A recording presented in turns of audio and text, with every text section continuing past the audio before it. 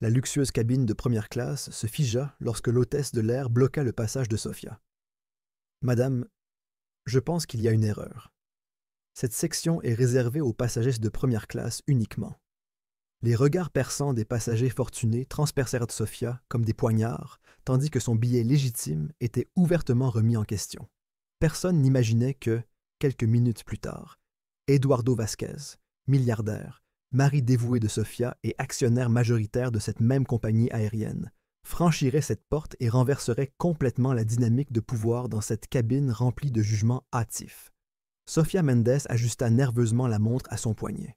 Un cadeau de son mari qui lui rappelait leur première rencontre.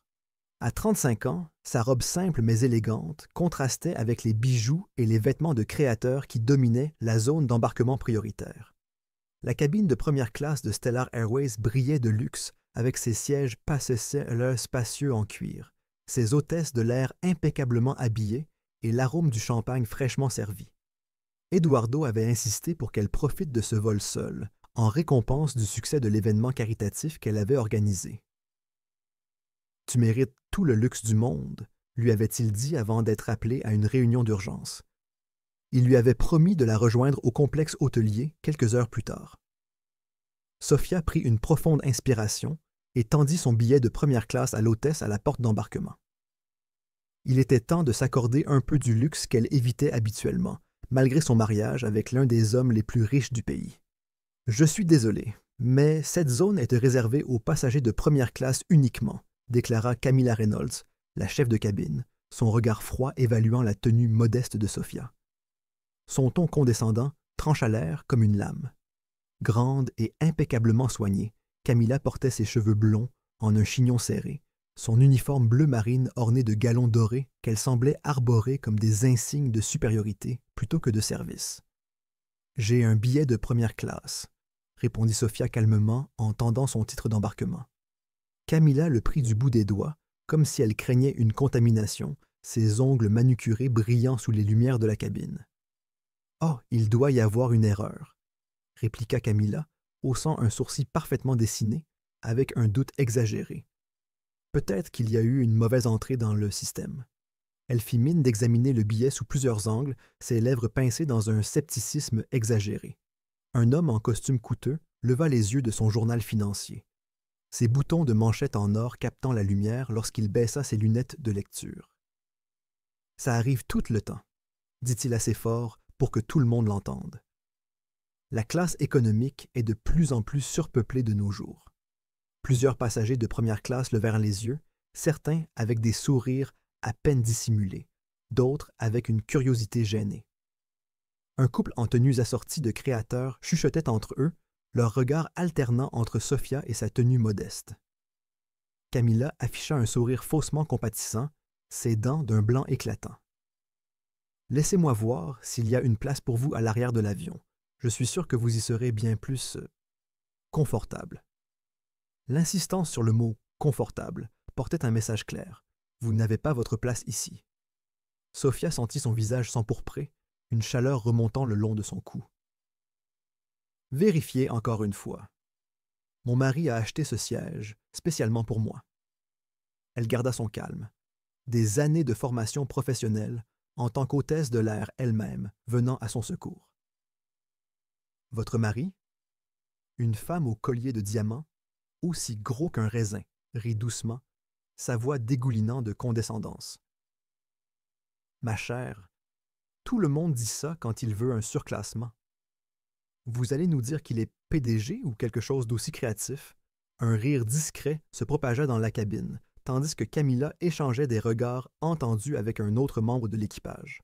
Sophia toucha la montre qu'Ed lui avait offerte le jour de leur rencontre, alors qu'elle était encore hôtesse de l'air. Le métal froid contre sa peau l'ancrait dans ses souvenirs, lui rappelant la vie plus simple qu'elle menait avant de le rencontrer. Cela lui donna la force de tenir tête. Elle avait déjà été confrontée aux préjugés, mais jamais elle ne s'était attendue à en faire l'expérience de la part de collègues du métier qu'elle avait autrefois tant aimé. Un homme d'affaires non loin tapotait son accoudoir avec impatience. « Certains d'entre nous ont des réunions importantes, » lança-t-il à personne en particulier. « Pouvons-nous régler cette affaire et décoller? » Camilla redressa son port déjà impeccable. « Veuillez patienter ici pendant que je résous ce malentendu, » dit-elle avec un sourire artificiel qui ne parvenait pas à atteindre ses yeux. Peut-être serait-il préférable que vous attendiez à la porte d'embarquement pendant que nous clarifions la situation. Son ton ne laissait aucun doute. Ce n'était pas une suggestion. Sophia sentit une vague d'émotions contradictoires l'envahir. L'embarras, l'indignation et une pointe de colère. Elle pouvait facilement mentionner qu'elle était l'épouse d'Eduardo Vasquez, actionnaire principal de Stellar Airways. Un seul mot de sa part suffirait à tout changer en un instant. Mais quelque chose en elle résistait.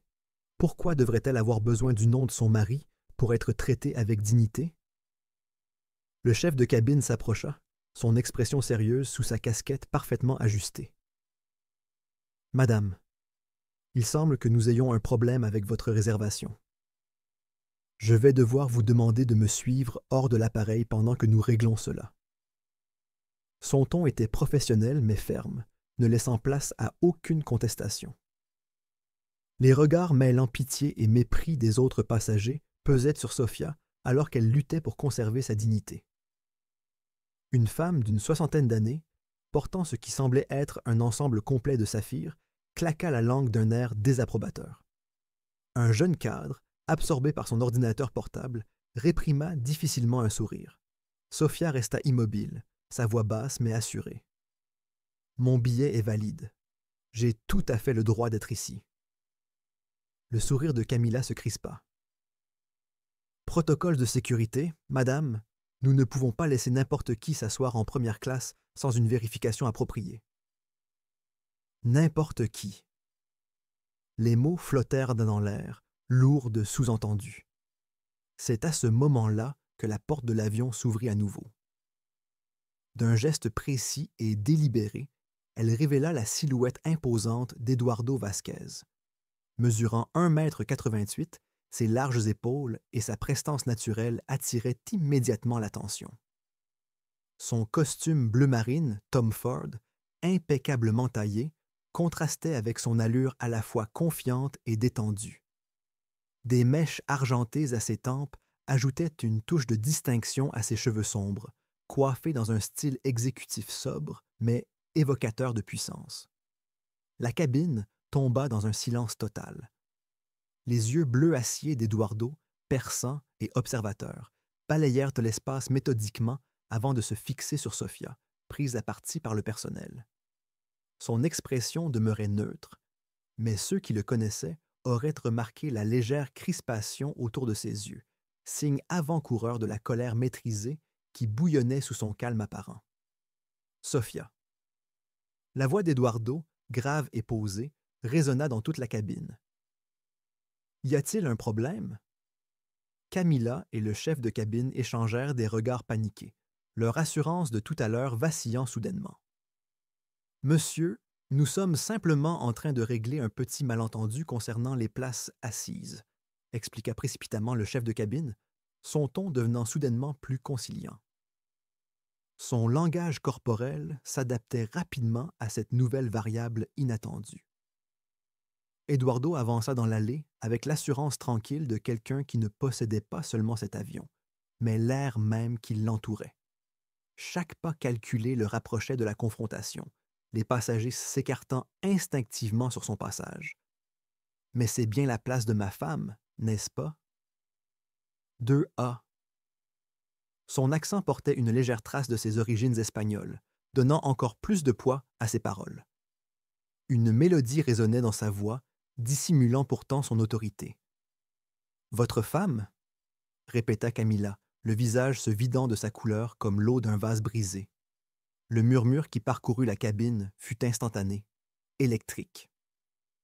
Eduardo se plaça aux côtés de Sophia, posant doucement une main dans le creux de son dos.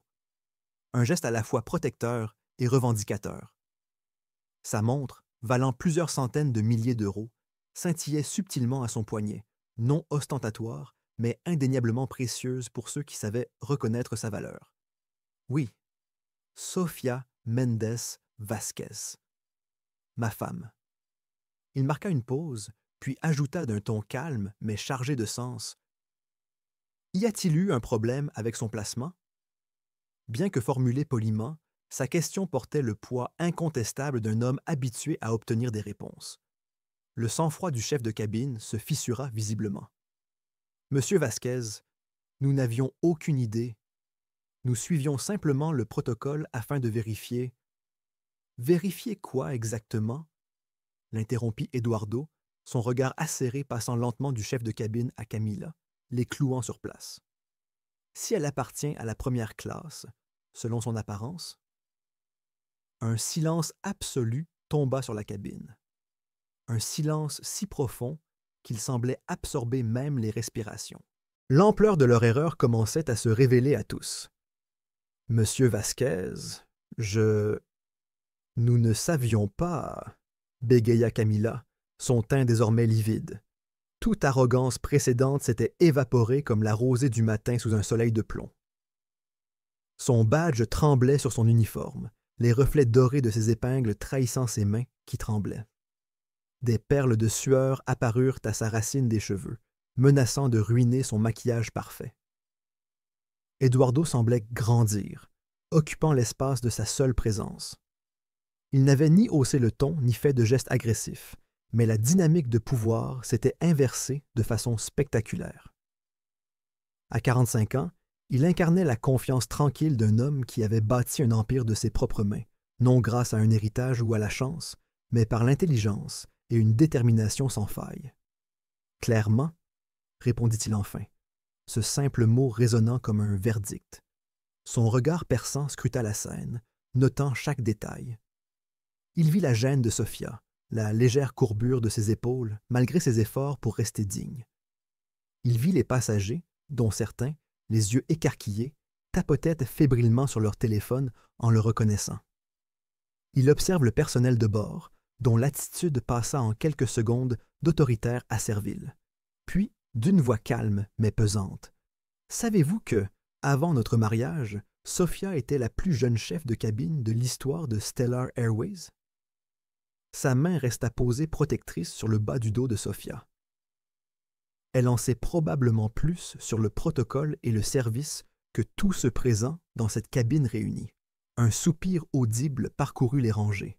La femme au collier de diamants, qui s'était moquée de Sophia plus tôt, s'absorba soudain dans la lecture du magazine de bord, ses doigts nerveusement enroulés autour de son alliance en or. L'homme d'affaires qui s'était plaint du retard détourna les yeux, fixant soudainement ses chaussures comme si elles étaient devenues fascinantes. Un jour, Sophia a empêché une urgence en plein vol en identifiant les symptômes d'un passager avant même que celui-ci ne réalise qu'il était en danger, poursuivit Eduardo, une pointe de fierté adoucissant son ton mesuré. Elle lui a sauvé la vie. Il marqua une pause, puis ajouta. La compagnie aérienne lui a décerné une médaille, toujours exposée au siège de Stellar Airways.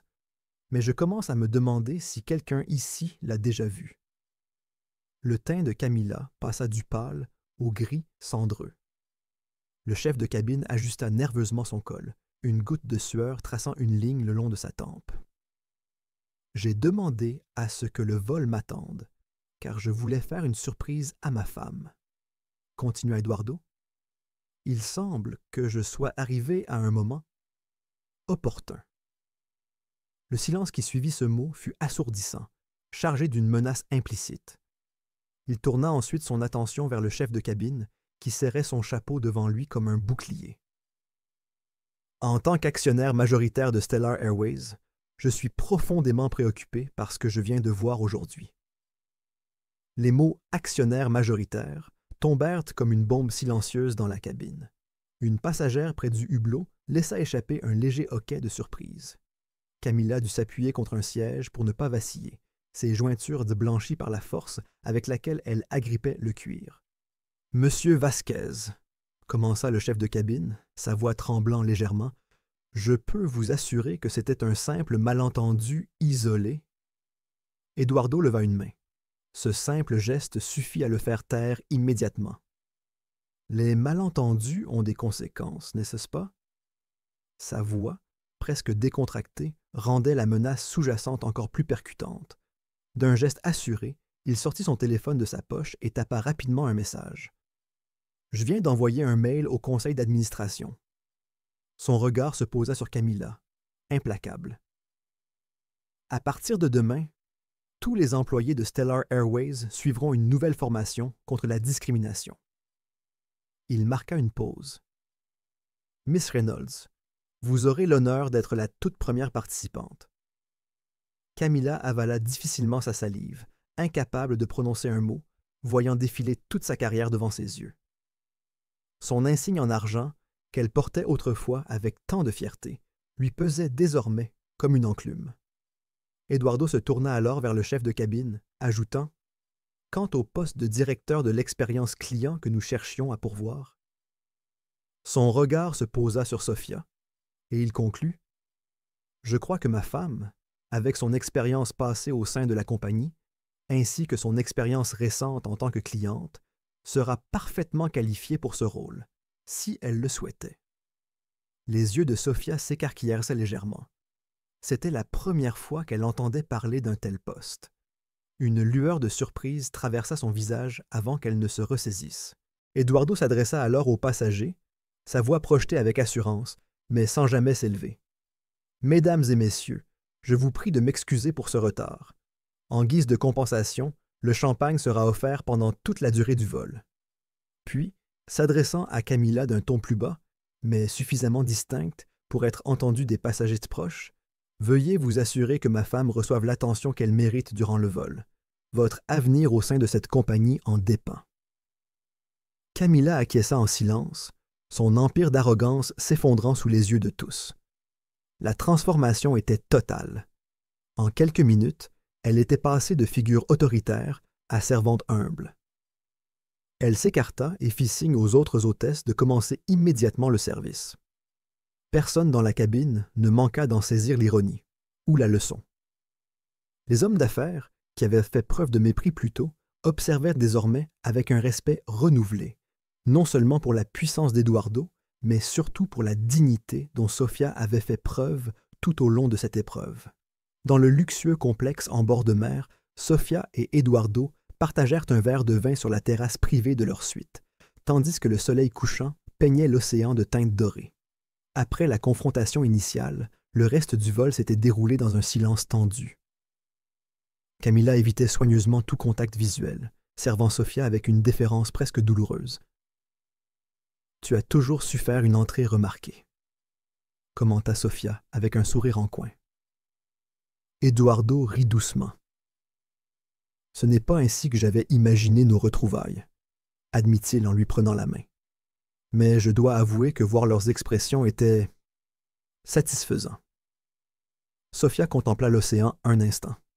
« Tu sais, pendant des années, j'ai évité d'utiliser ton nom ou ton statut. Je voulais être reconnu pour mes propres mérites, pas en tant que Madame Vasquez. »« Et tu y es parvenu » affirma Eduardo. « L'événement caritatif que tu as organisé a récolté plus de fonds pour les enfants défavorisés que n'importe quelle autre initiative de la Fondation. » Sophia hésita encore, effleurant la montre qu'il lui avait offerte des années auparavant. « Parfois, mon indépendance me manque. La carrière que j'étais en train de construire. » Eduardo observe son visage un instant. « C'est précisément pour ça que j'ai créé le poste de directrice de l'expérience client. Ce n'est pas un cadeau, Sophia. C'est parce qu'il n'y a personne de plus qualifié que toi. » Sophia le regarda, surprise. « Tu avais prévu ça avant l'incident dans l'avion? » Eduardo sourit. « C'était censé être ton cadeau d'anniversaire. Tu as l'expérience, la vision. Et après ce qui s'est passé aujourd'hui, tu sais exactement ce qui doit changer. » Sophia sentit des larmes inattendues lui monter aux yeux. « Tu n'as jamais cessé de croire en mon potentiel. Même quand moi, j'en doutais. » Eduardo effleura la montre à son poignet.